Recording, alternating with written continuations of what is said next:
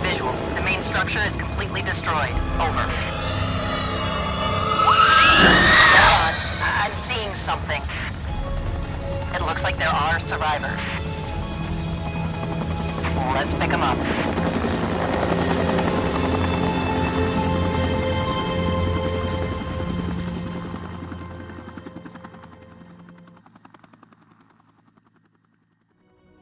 Fuck! No!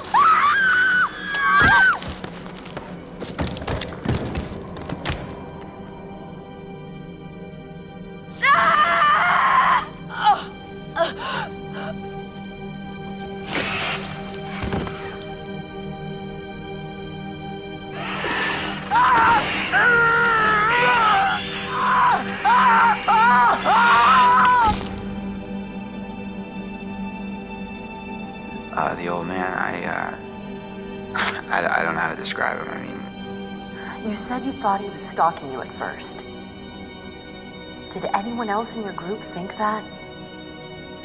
Well, yeah. Is it possible they could have killed him? What? No. No, you don't understand. Don't you And understand? if he attacked you, He saved my life. And I watched him die. I heard Jessica. I don't know how or why she was down there, but I know I heard her. He held it right up to my face. Right here, right in front of my nose, and he could have shot me. He almost shot me, the prick. I mean, you go out with a guy for however long and you think you know him, but man, this one really takes the cake. I was right there, and I could have done something. I tried to do something. It wasn't good enough. How did you end up in the mines? I was carried and taken, and What did you see? I don't know. I don't know. He was out of his fucking mind. He wanted to hurt us. Okay? And I thought he was the one who attacked Jess. why did you hit Josh? He was acting like a maniac, and I had to stop him. I thought you said he was tied up. Yeah, but... Okay, Okay. I know it looks bad. But you don't understand. He was trying to fuck with our heads. You bringing in Meat Brain next? Gonna kick him around a bit for me? I'm sorry? Meat Brain, Mr. Muscle Brawn, Matt the Incredible Sulk. Is there something we need to know? Oh, no, nothing important except, you know how he basically left me to die up on a freaking tumbling tower like a world-class douche nozzle? Your friend Ashley, she told us she tried to help you. She said she heard you calling out. Not me. Mike. What do you remember? He came for me. He did. Came for you? Where is he? Did he make it? Josh helped us, and then... Fuck, man. That thing, okay, the Wendigo, it came out of the darkness and it just... I don't know. I heard screaming. I got out of there. There's no point in both of us dying.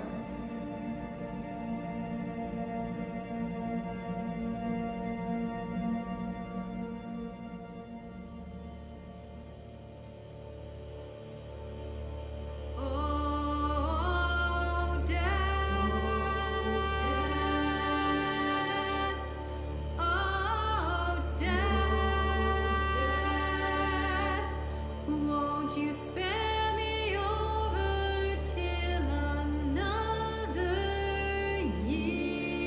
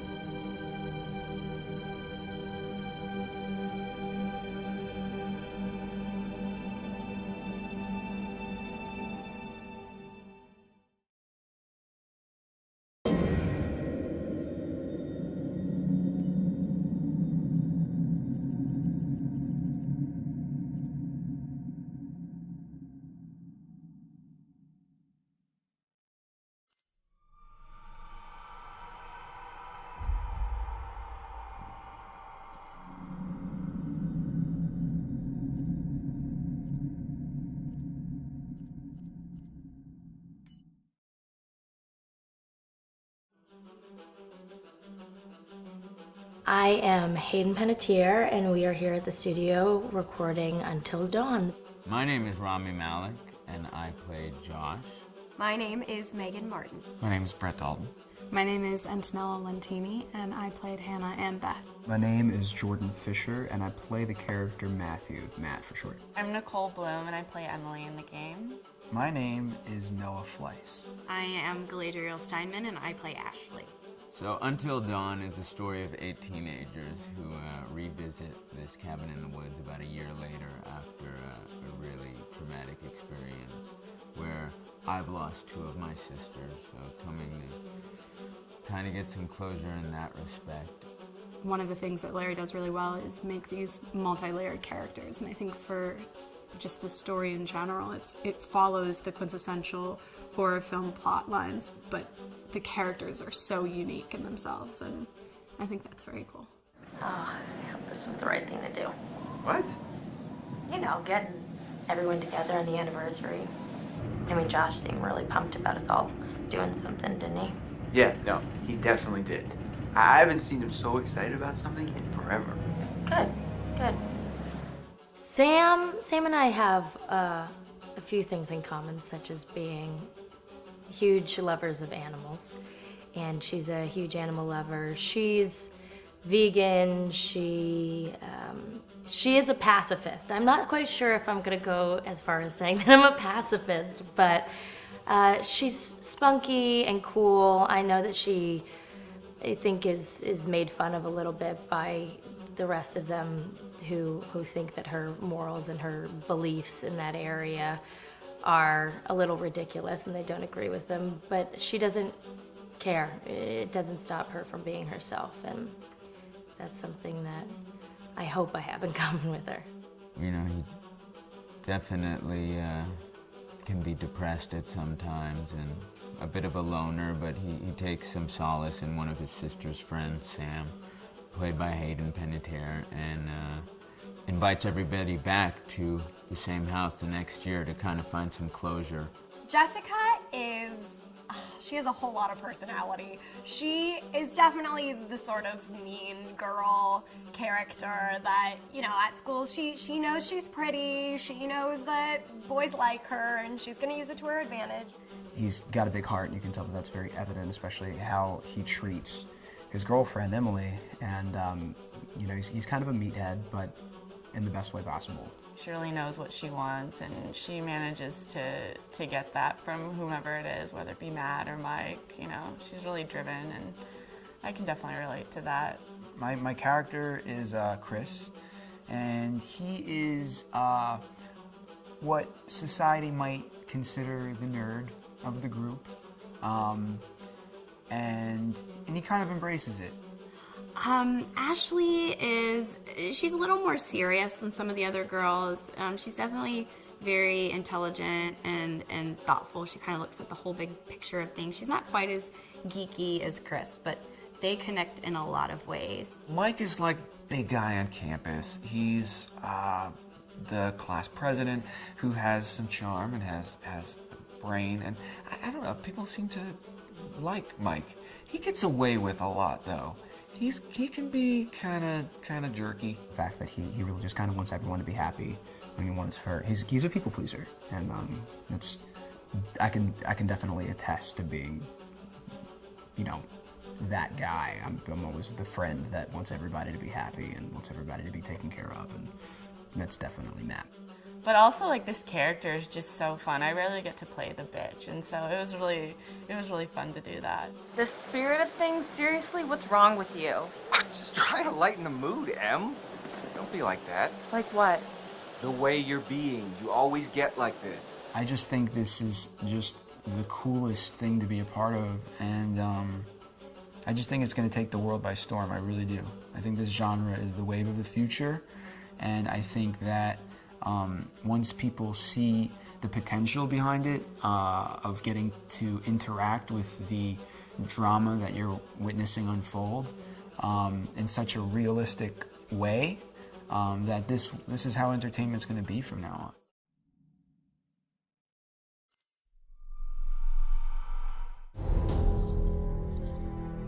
Hi, this is Lee Robinson, production designer on Until Dawn. The production design for Until Dawn started with the great teen horror script that sets the characters in a Canadian winter mountain lodge, being a contemporary setting with visual clues derived from classic films of that genre, such as Hitchcock's Psycho and Stanley Kubrick's Shining. The storyboards are vital to the production design as it allows the designer to understand the scale of the environments to be made and the detail that would be seen to create the atmosphere of a horror. This took us into concepts that took these storyboards further, visualizing the world through the color palette, the lighting, tone and the mood, and developing key locations such as the lodge, the cable car stations, the forests themselves, the wilderness. As you can see, the environments and atmospheres change quite a bit from warm and inviting to cold and threatening.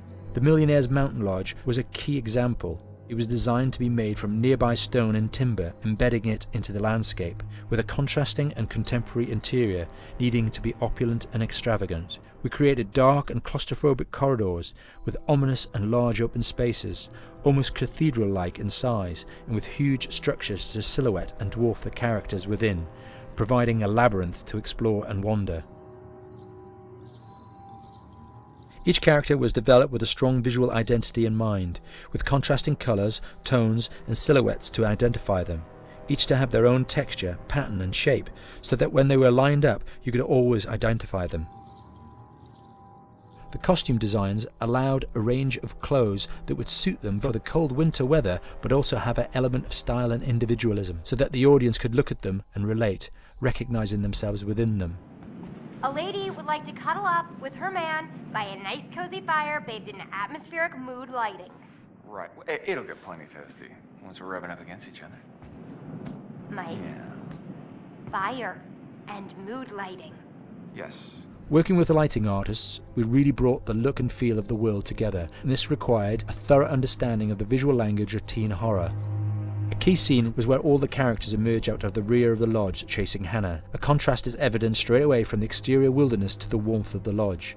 The attention to character lighting here is through the bounce and rim lighting, accented colours and composition, creating characters that come from the dark into the light and back again with an emotional effect. Guys, there's someone outside. What the hell? Hannah! What's going on? Where's my sister going? It's fine. She just can't take a joke. It was just a prank, Han.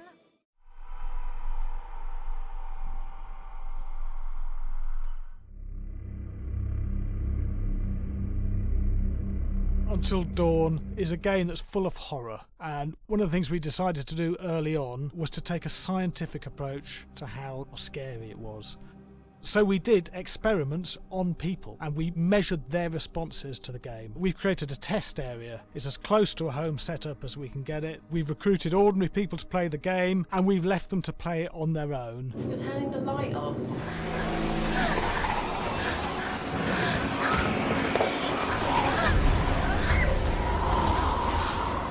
The only difference is it's rigged with cameras and microphones that relay the data through to the next room where people are watching them play. Bracelet here we use for biometric testing. It measures the player's emotional response. It's called a galvanic response sensor. It makes contact with the user's skin and it measures the electrical conductivity across their skin. It's the same principle as an old-fashioned lie detector. When you're stressed, you sweat a little, very sensitive, and picks up tiny changes if the player is feeling anxious or scared. That data's fed back to a testing team, it comes through as a graph. I'm so sorry.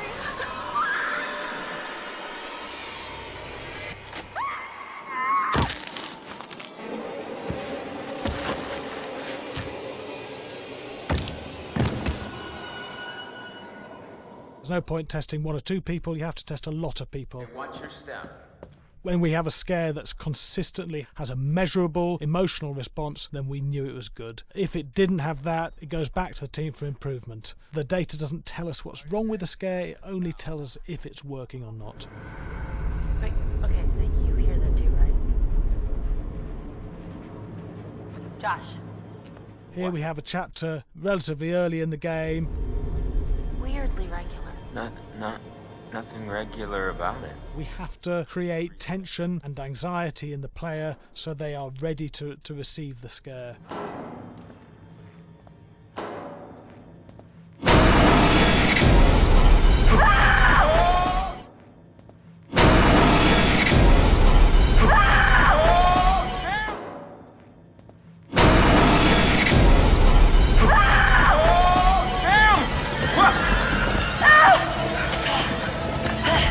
Give the player time to recover, to cool down, to calm down, and then start building the tension again before we do the next scare. Hey. What? Hey. What the hell? Boom. You just got mugged.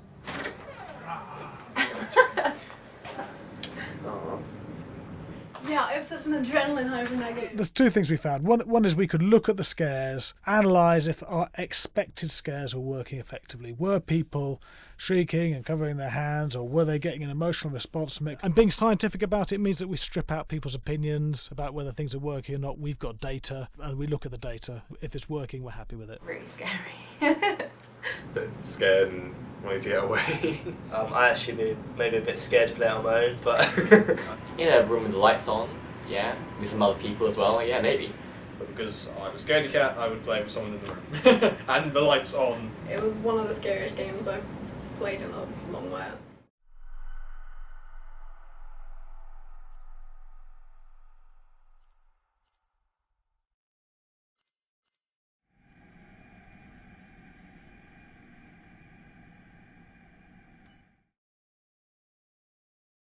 Hi, Larry. Hey, Graham. Hi, my name is Graham Resnick. I'm a filmmaker, writer, director, sound designer, and I started working with Larry Fessenden about 10, 15 years ago through my friend Ty West, who I grew up with, and have done a lot of sound design with on his films. And he was producing Ty's films at the time, and Ty introduced me to Larry. Larry produced my first feature, and we've written together on several projects. My name is Larry Fessenden. I'm a filmmaker. I run Glass Eye Pix, which is an independent production company out of New York. We make indie movies, a lot of scary movies as well. And I got a call to audition to write this video game.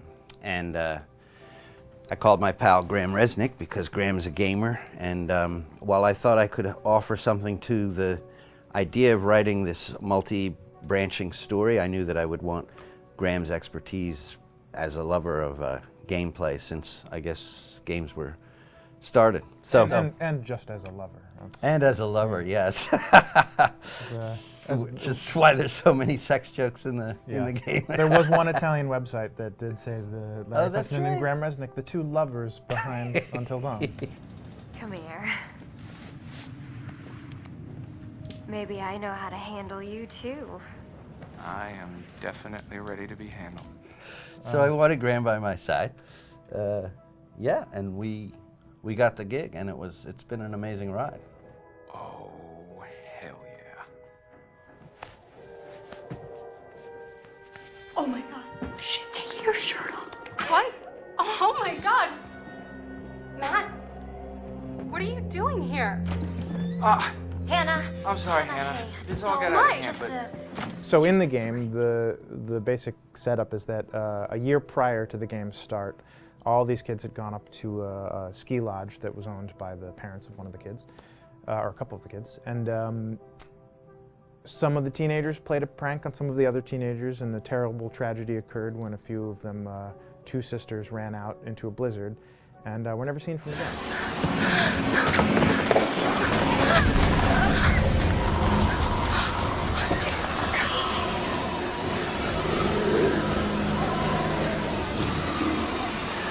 So now, a year later, this is kind of torn apart, this group of friends. They've gone through some trials and tribulations in the past year. The brother of the two girls has had a lot of psychological issues, and to kind of help him cope and help them all get over it, they all returned to the lodge a year later, back up on the mountain.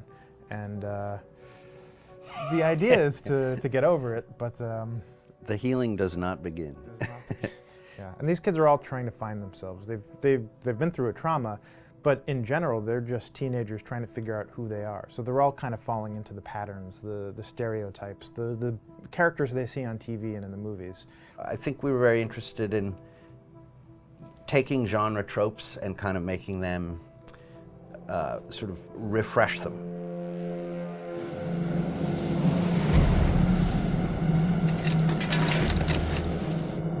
Hey, did you see that? Dad said it'd just be us this weekend. We're familiar with how slasher movies work.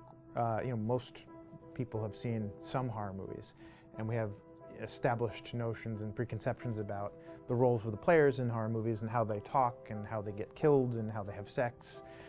And to bring you into the game that way and then subvert a lot of those expectations was kind of our goal. They're haunted by some incident that happened in their past, which I think you pretty much figure out that that's going to have a role in their interaction.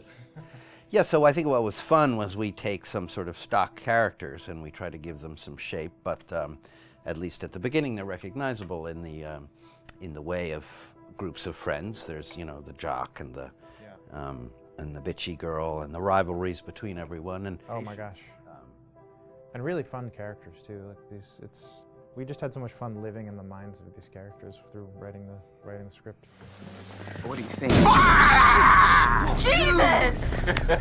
You know, it was fun. I think we were looking to get that kind of banter that you see both in movies, but also that you absolutely have with friends, and sort of those inside jokes.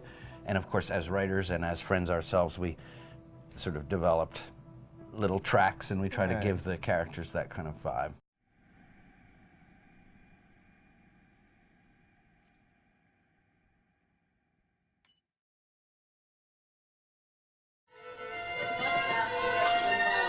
Yeah, fast and violent.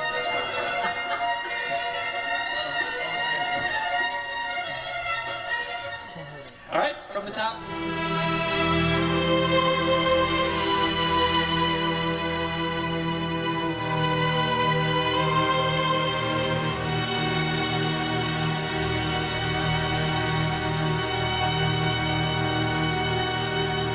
My name is Jason Graves, and I'm the composer for Until Dawn.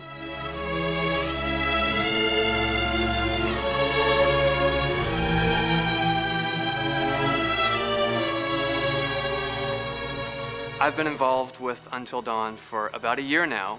Originally, I was contacted by Barney Pratt, the audio director. I think that had something to do with my lineage of horror games, and hopefully not the fact that my last name is Graves, although a lot of people seem to associate my name with scary music.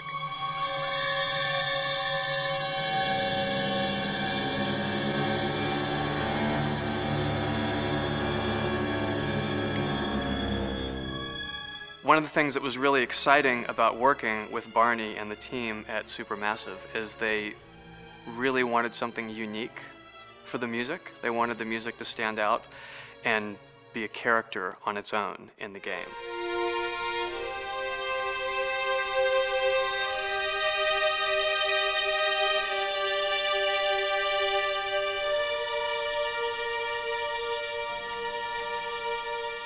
When I'm first starting on a new score, and it doesn't matter if it's film, television, or games, I always end up going to the main theme.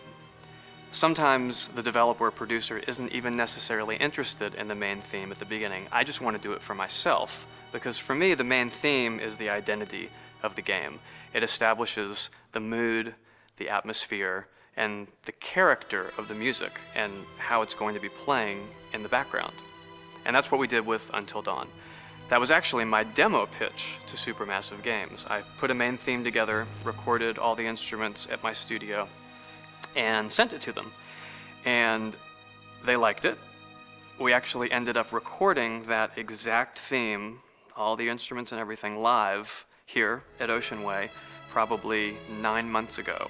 And that's what we've been using in all the demos for the game, and that's the final version of the theme that is the main theme that you'll hear on the menus and in some key pieces of gameplay.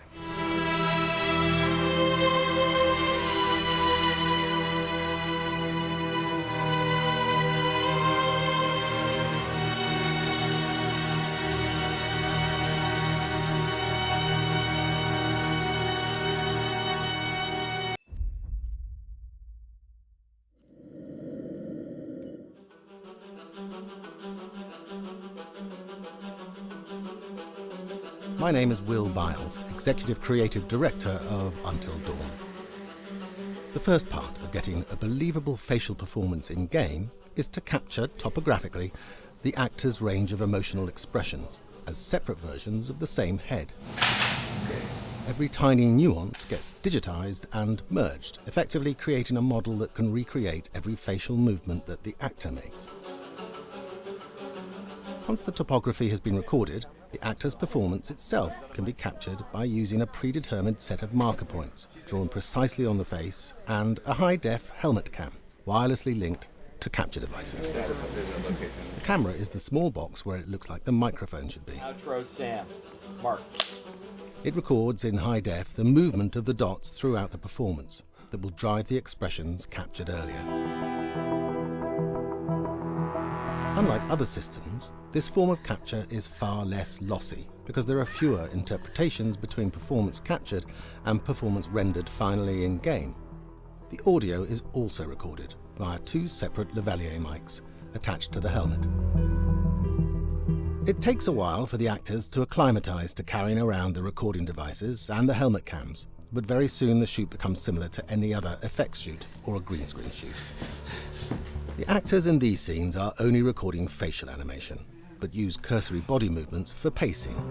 Wait, and maybe we should all stick together and find everybody and make sure that we're all okay, so... 1-1, the year before the prank. Take 2, Mark. Other than the other actors, they have to use their imagination for everything and everywhere that they are supposed to be seeing and feeling. Idiot! So dumb. From a hot midday studio in Los Angeles to a freezing midnight mountain in British Columbia.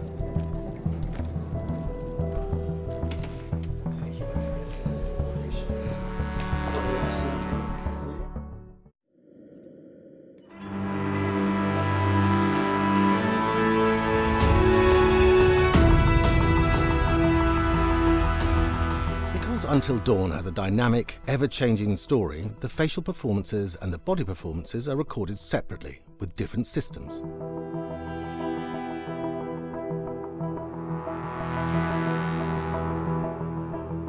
With the body capture, we use reflective bead suits and an infrared camera matrix system that drives the CG bone hierarchies in our character models. These performances cover everything from character locomotion, scene-specific performances, and stunt work, most of which was recorded at studios in Pinewood and Shepperton, near London. Hannah! Hello? Combining all the elements seamlessly in the final game becomes a formidable editing and logistical task. Every variation, both physical and emotional, must be combined in these multi-edits. Scaffolding props have to stand in for the sets, because the hundreds of infrared cameras have to be able to see all of the reflective beads on the actor.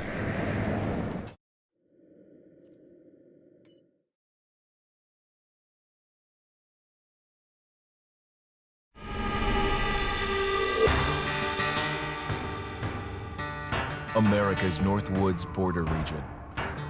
Within this land of 10,000 lakes and miles of dense timber, a hideous creature is believed to lurk. The North Woods is probably one of the last frontiers in America. There's still a lot of places in this area that hasn't been set foot by man. Monsters and mysteries exist here because it is remote. Up in the North Woods, winters are long. In times of biting cold and isolation, a devouring monster is believed to come forth. It's terrorized native people for generations. Growing up, I was told, like, don't go outside, the Wendigo will get you.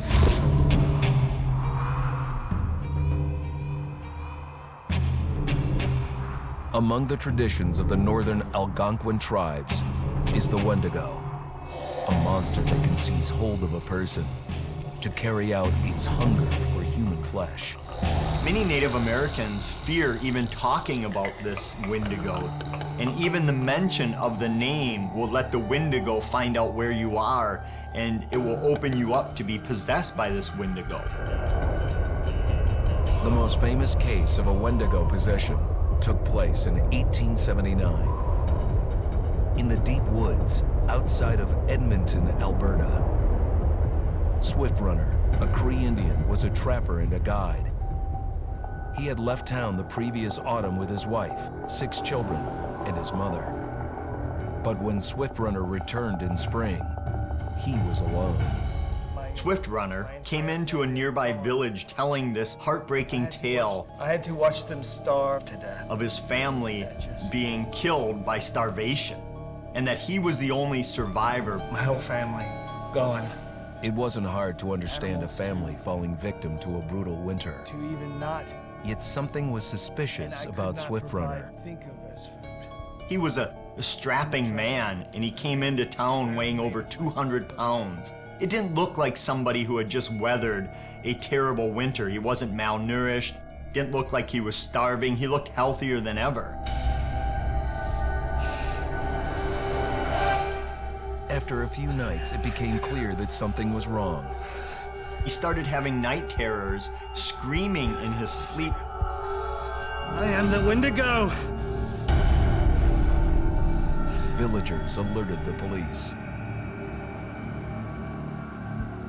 Swift Runner actually guided them back to his winter cabin. When they got there, that's when they saw the true horror.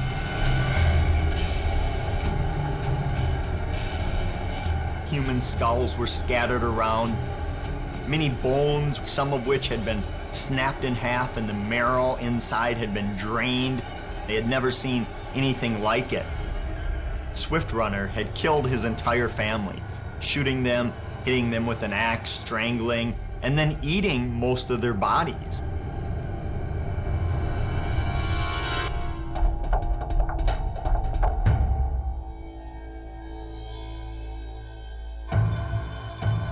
Right up until the moment the noose was on his neck, Swift Runner swore the evil spirit of the Wendigo had possessed him and twisted him into a cannibal killer. When he was on the gallows, Swift Runner himself said, "I am no longer a man."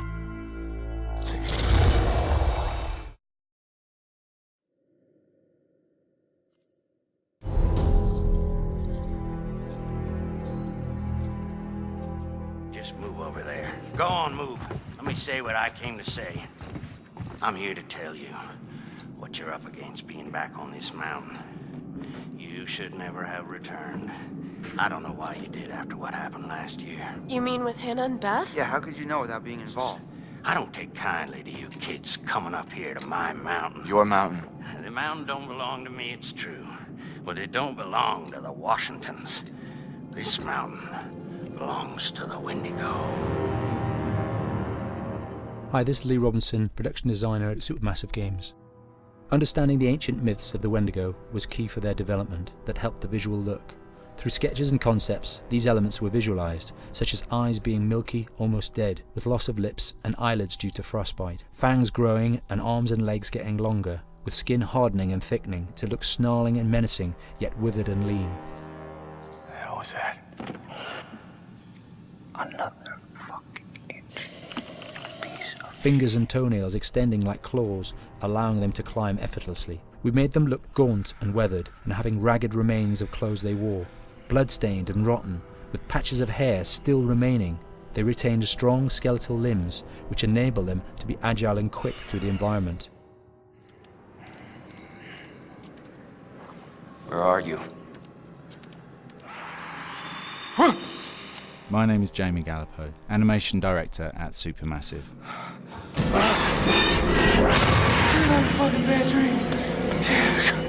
The overall direction on the creature was to be very strong, to be extremely fast. We wanted a spider-like movement to the creature. 1 minute scampering to leaping and then crawling, almost instantaneous. And finally, we wanted the creature to have this real, uncontrollable thirst for flesh.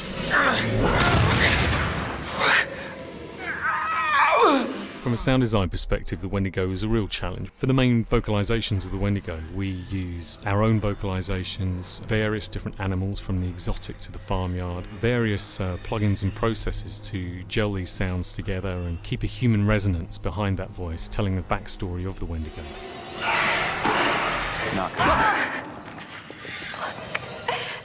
During the chase sequences, the anger of the Wendigo is felt by encircling breaths, screams and screeches that essentially chase you as you're being chased by the Wendigo.